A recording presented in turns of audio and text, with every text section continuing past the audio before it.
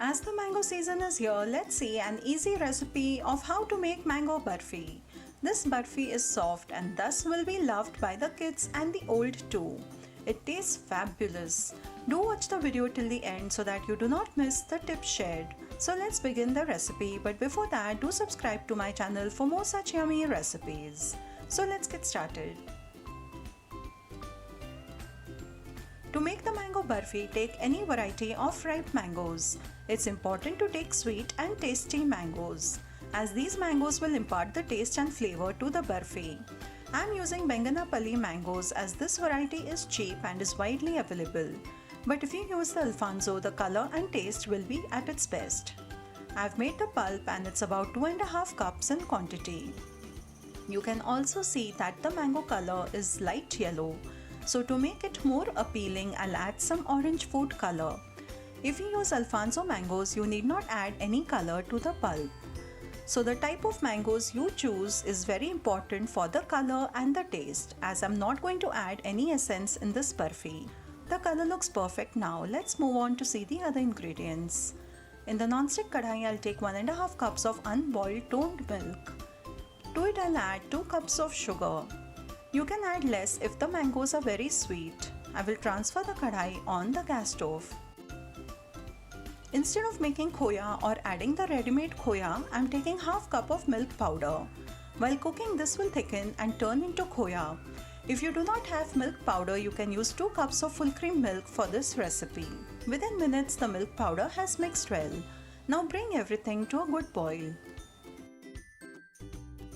Once the milk gets a good boil, reduce the flame and let it simmer. Then add 2 cups of desiccated coconut and mix it thoroughly so that there are no lumps at all.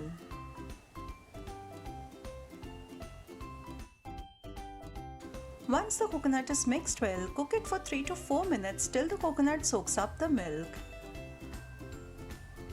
Then add the mango pulp. And now it's important to cook this mixture till the correct stage and texture, which I'll show you in detail. Remember to keep stirring it continuously to avoid burning at the base.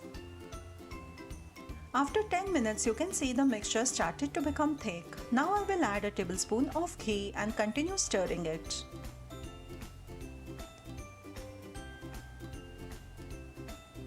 It's been 5 minutes more and now again I'll add a tablespoon of ghee. This will help the mixture to not stick at the base and give a good shine to the burfi. After 15 minutes, you can see the base of the kadhai. If you use a steel or aluminium kadhai, the mixture will stick to the bottom, so I preferably use a non-stick kadhai. Here I've added only half teaspoon of ghee more. Now we need to cook it only for few minutes. I will take little mixture in a plate and let it cool down. You can see the mixture has left the base of the kadhai and is moving around. This is the first sign that it's perfect for setting the burfi. It's better to be doubly sure, so I'll show you how to check the mixture, which I had kept aside for cooling. Roll the mixture with your fingers and see if it's rolling well and not sticking to your fingers. It means it's done. Now I'll put off the flame. You can set the burfi in any greased plate of your choice. You can use a steel thali too. Pour the hot mixture in the greased plate and spread it uniformly.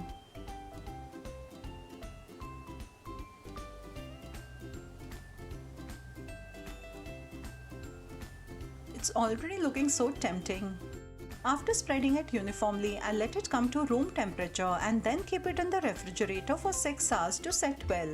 As the summers are on and we have used milk and fresh mango, it's best to store this burfi in the refrigerator.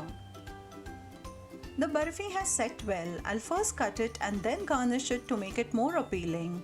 Can you see that it's set well and yet it's so soft? If you use flavorful mangoes, the burfi will taste divine. You must try this recipe and give me your feedback too. It's a very easy recipe. After cutting these, I'm simply going to garnish with almonds and pistachios. You can use kesar and dry rose petals too. Here is my son garnishing the burfi. He can't wait to taste it as its aroma is too tempting.